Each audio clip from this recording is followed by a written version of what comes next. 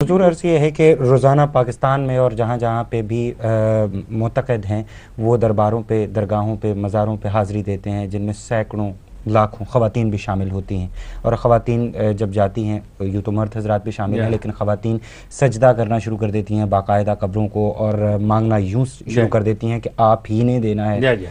आपका क्या ख्याल है कि सही तरीक़ाकार मांगने का दरगाह पे जाके क्या हो सकता है? इसके मुतल्लिक बड़ी बड़ी कुतुब में मौजूद है इसका जवाब, और हज़रत पीर मेर अली शाह साहब ने अपने किताबों में भी इसका जवाब लिखा है कि आप पहले तो ये है कि आप तरीका ये है कि आप किसी कब्र पर जाएं, कोई भी हो, तो वहाँ आप किबला रू खड़े, उसके चेहरे की तरफ खड़े हो मैयत के, तो वहाँ आप पहले कुरान शरीफ पढ़ें, फिर हाथ उठाएं, फिर अल्लाह से मांगें उसकी मगफिरत भी, जो दफन है उसके दर्जात में। अगर कोई मसलन दाता साहब हैं, ख्वाजा मोइनुद्दीन अजमेरी हैं, गौस पाक हैं, बड़े बड़े लोग दफन हैं, आप कहते हैं जनाब हमें इन्हें हमारी दुआ की क्या ज़रूरत, नहीं, ये बात नहीं है।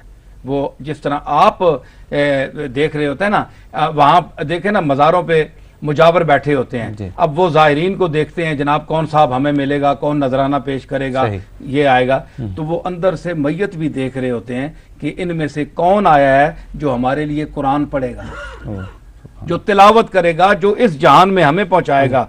हमारे मुजावरों को पैसे तो दे दिए, लेकिन हमें क्या देंगे? सही। तो आपको कुरान शरीफ पढ़ना पड़ेगा। आप कुरान शरीफ पढ़ें, अल्लाह की बारगाह में सवाब पहुँचाएँ, मदारे जिनके दर्जात बुलंद करें, उसकी बारगाह में अर्ज करें, फिर अल्लाह से मांगें। सही। और चूमना भी हज़रत पीर मेर अली शाह साहब ने चूमना की अवाम को मना किया है कि कब्रों को न चूमा करें। पीर मेर अली शाह साहब ने भी लिखा है, मौलाना फाजिल बरेली, अहमद रजा खान ने भी लिखा है। तो अगर कोई मोहब्बत में चूम लेता है तो इतना बड़ा कोई शिरक भी नहीं है, कोई बंदा दायरे इस्लाम से खारिज हो जाता है। तो सजदा जहाँ तक बात है, जो इस्लामी मसलन हमारी दरगाह है गोल्डा शरीफ में, बेहमदुल्लाह कोई आपको सजदा देते हुए नजर नहीं आएगा। हम औरतों को अंदर जाने ही नहीं देते मज़ार में। सही। ठीक है जी। तो जाने ही नहीं देते। फिर ये है कि मुरादें जो मांगती हैं उनको मैं यही समझाता हूँ अपने खिताबात में, मेरे खिताबात वहाँ मिलते हैं, तो वहाँ यही मैं कहता हूँ कि मांगो अल्लाह से, मुरादें अल्लाह देता है, कोई पीर नहीं दे सकता, कोई पीर नहीं दे सकता। पीर दुआ कर सकता है, वो भी मालिक की मर्जी कबूल करे ना करे। और आजकल मैं अपनी बात करता हूँ, और मैं किसी पीर की नहीं कहता, मैं अपनी बात करता हूँ, कई लाखों लोगों के लिए हम हाथ उठाते हैं, थक जाते हैं हाथ उठा के, और यही होता है कि मालिक इनकी सुने तो हमारी भी सुन ले, मेरी कुछ फरियादें भी हैं, मैं भी तुझसे ही मांगना है, मैं भी तेरा मोहताज हूँ।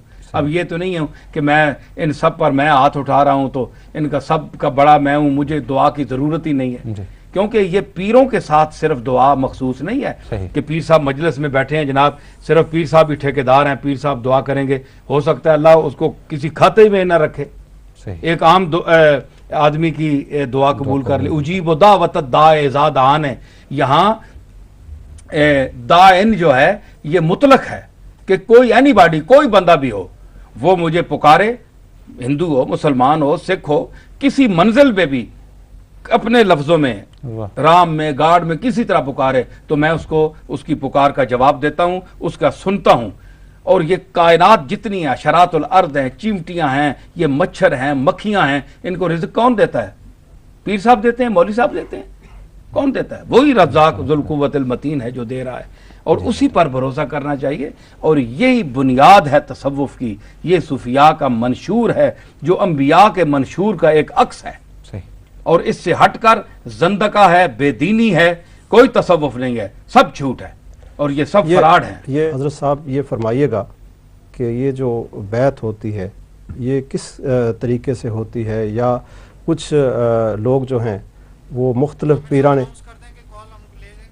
पीराने उज़्ज़ाम की बैत करते हैं और फिर छोड़ देते हैं, फिर अगले पीर साहब को पकड़ लेते हैं, ये तरीक़ाकार, ये क्या तरीक़ेकार है इसका? तसव्वुफ़ में अहले तसव्वुफ़ जो लोग होते हैं, सूफिया कराम या बुजुर्गान उज़्ज़ाम, ये जो बैत लेते हैं, बैत के बाद फिर से किसी और जगह बैत कर लेते हैं, इसके बारे में आप फरमाएं क्या? शुक्रिया राना साहब। इसके मुतल्लिक़ गुजारिश ये है कि बैत का ये है कि ये बैत ना वाजिब है ना फ़र्ज़ है कि आपने बैत करनी है, कि आप किसी पीर साहब के मुरीद नहीं हैं तो आप काफिर हैं माज़अल्लाह, या दायरा इस्लाम से खारिज हैं, ऐसी कोई बात नहीं है।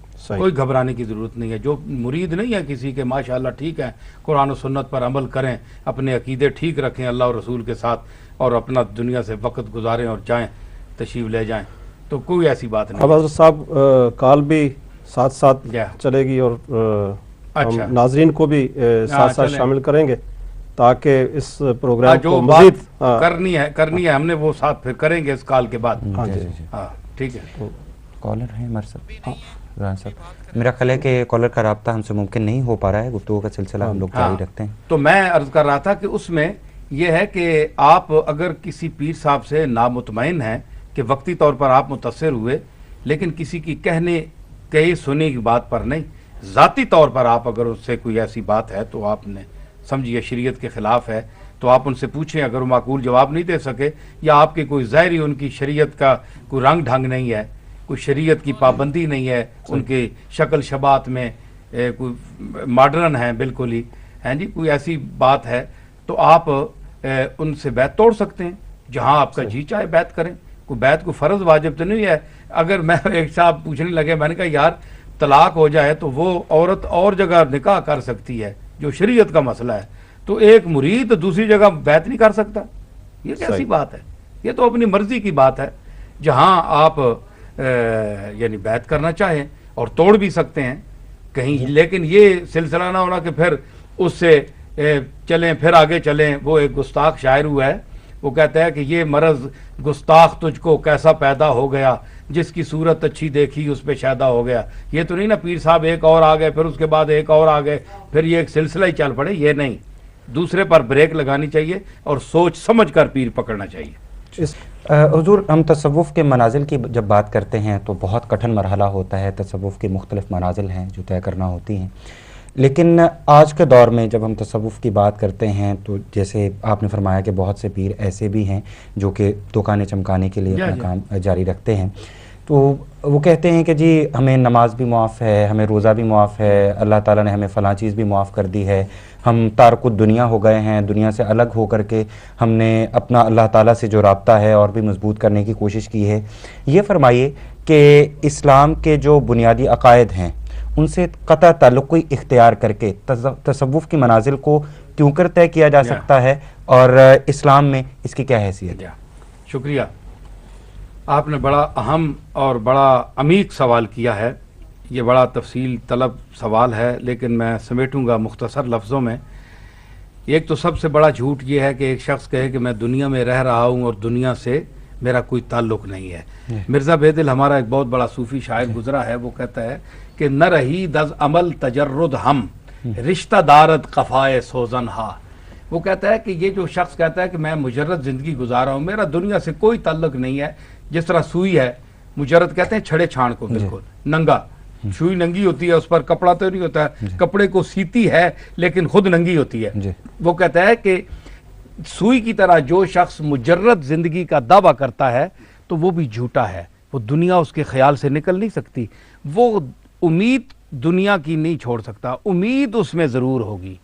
तो उसने कहा कि रिश्ता दारत कफ़ाए सोजन हा, जिस तरह सुई बड़ा दावा करती है मैं तो मुजर्रद हूँ, मेरे देखो तुम सब, तुम्हारे सब के बदन हैं, तुमने कपड़े पहने हुए हैं, मैंने कपड़ा नहीं पहना हुआ, नंगी हूँ, दुनिया की कोई चीज़ नहीं, सिर्फ मेरा वजूद ही वजूद है।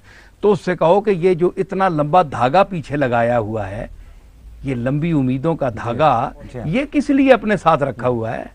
तो दुनिया की चीज़ से तुम छूट तो नहीं सकी, तो जिस तरह सुई लंबे धागे से नहीं छूट सकती, इंसान मुजर्रद दावा करके भी दुनिया की उम्मीदों से छूट नहीं सकता।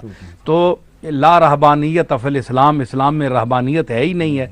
हमारे सामने अपने आका की ज़िंदगी हयात मुबारका है, खुलफाए राशिदीन का उसवा हसना है, औलिया कराम का और हमारे लोगों का उसवा हसना बिल्कुल है वो उसके सामने। और ये है कि आप दुनिया में रह कर अल्लाह के साथ ताल्लुक़ रखें, ये ज़रा मुश्किल है जी। किसी उस्ताद ने कहा था कि उस हुस्न बर्क वश का दिल सोख्ता वही है, उस हुस्न बर्क वश का दिल सोख्ता वही है, शोलों से भी जो खेले दामन को भी बचाए। शोलों से भी खेलना जी। बाजार में बैठा है मगर गोशा नशीं है, बाजार में भी बैठा है और गोशा नशीन भी है कि अल्लाह के साथ ताल्लुक़ है, वही बाजार में बैठकर भी तन्हाई है, और कई लोग तन्हाई में बैठकर भी बाजार में बैठे होते हैं, जो दुनिया की लालच लिए बैठे होते हैं। वो बज़ाहिर जुब्बा और कुब्बा और तस्बीहें और ये क्या चक्कर चलते हुए, लेकिन असल में उनका हर लहजा ख्याल दुनिया की तरफ होता है कि क्या कोई इस लपेट में, कोई चक्कर में फंस ना जाए, कोई शायद फंस जाए आदमी। तो वो सूफिया का लिबास पहनकर भी दुनिया की तरफ कहते हैं। अगर वक्त हो तो मैं आपको एक बहुत बड़े सूफी का शेर सुनाऊं। वो कहता है, कनात पेशाई होशदार की हिरसे गिना दुश्मन। तू कनात पेशा है, तेरा दावा है कि मैं बड़ा कनात पसंद हूं, जो अल्लाह ने दिया इस पर गुजारा कर है, लेकिन तू होशियार रह कि ये तेरी जो हिरस है ना अंदर, ये तेरी इस्तिगना की दुश्मन है। वो कहती है दुनिया कुछ हासिल कर के कमी गाहे हवस हा करदा वजे बेसवाली रा। तो ये जरूरी नहीं है कि जो फुटपाथ पर बैठकर मांगते हैं, मांगने वाले वही होते हैं। बड़े बड़े मुहज्जब रूप लोगों ने धार लिए हैं कि मुहज्जब मकामात पर लोग कर और मुहज्जब रूप में बैठकर वो मांगते होते हैं, मांग रहे होते हैं, लोगों से ले रहे होते हैं, और मुहज्जब यानी मंगते उन्हें कह सकते हैं, साइल कह सकते हैं। ये फुटपाथों पर सिर्फ जो बैठे हुए हैं वो, क्योंकि जदीद दौर में लोगों ने मांगने का रूप भी नया कर लिया है, नए रंग से ढंग से मांग रहे हैं।